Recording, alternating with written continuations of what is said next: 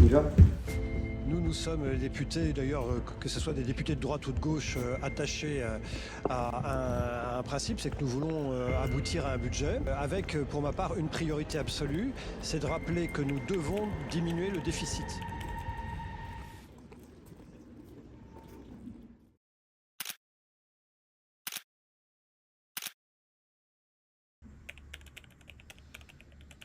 Bon, allez, ça ira comme ça. Vous avez raison, parce que là, il est tombé. Et voilà, bouton réparé en piste.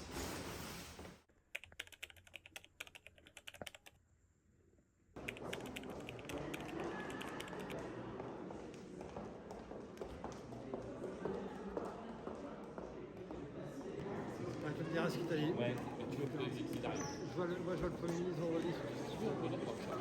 Donc, non, mais ça va, ça, c'est que du coup, je dois faire la liste de Macron et liste de course, c'est pour ça. Tu me diras à l'issue. Promis, je te le dirai tout à l'heure.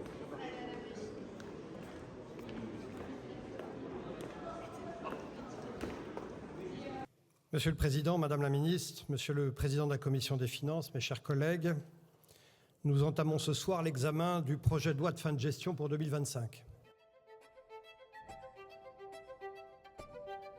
En tout cas, l'objectif, c'est d'arriver en 2029 à moins de 3%. Tout ce qu'on ne fait pas cette année, ça sera encore plus dur de le faire l'année prochaine.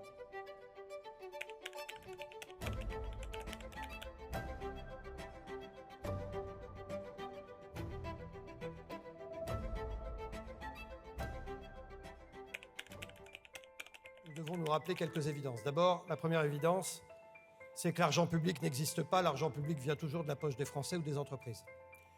Deuxièmement, les entreprises ne sont pas des vaches à lait qu'on peut traire à l'envi.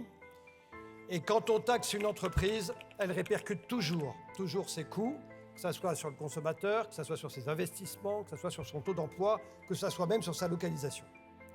La troisième évidence, c'est que quand l'État augmente les taxes au-delà du raisonnable, il ne taxe plus la richesse, il la fait fuir. Quatrièmement, une dette se paye toujours.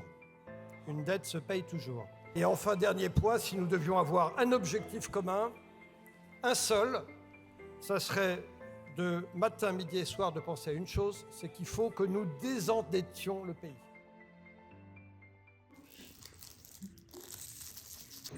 Pendant le budget, il faut surtout avoir des forces parce que quand vous voulez baisser les dépenses publiques, vous partez avec plein d'espoir et d'espérance parce que tout le monde vous applaudit en disant c'est très bien. Puis au fur et à mesure où vous cheminez, la route devient plus déserte et il y a de moins en moins de monde aux fenêtres pour vous applaudir.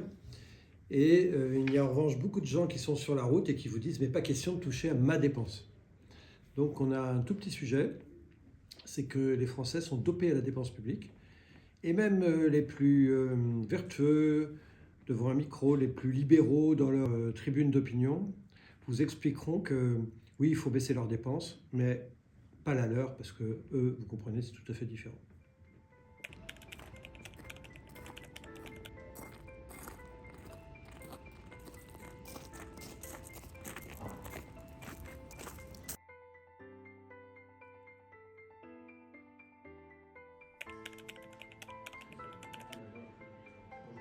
Je sais qu'il y a des gens raisonnables sur tous les bancs.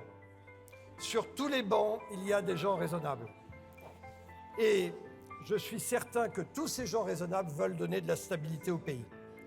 Nous devons redonner des marges de manœuvre au pays. Nous avons cette responsabilité, des marges de manœuvre solides. Ensuite, il va y avoir une réunion entre les sénateurs et les députés, ce qu'on appelle la commission mixte paritaire. 7 députés et 7 sénateurs qui vont tenter de se mettre d'accord sur un texte. On pense qu'en claquant dans les doigts, on va mettre des gens qui ne sont pas d'accord sur beaucoup de choses à se mettre d'accord tout de suite. Ça ne se passe pas comme ça. Le compromis, ça se construit. Et pour ça, il faut du temps. Ainsi, nous avons donc décidé de conclure que la commission mixte paritaire n'était pas conclusive. Le travail qui a été fait, qui est considérable, par l'Assemblée et le Sénat n'est pas un travail perdu puisqu'il permettra d'aller plus vite dans la négociation et les discussions budgétaires du mois de janvier.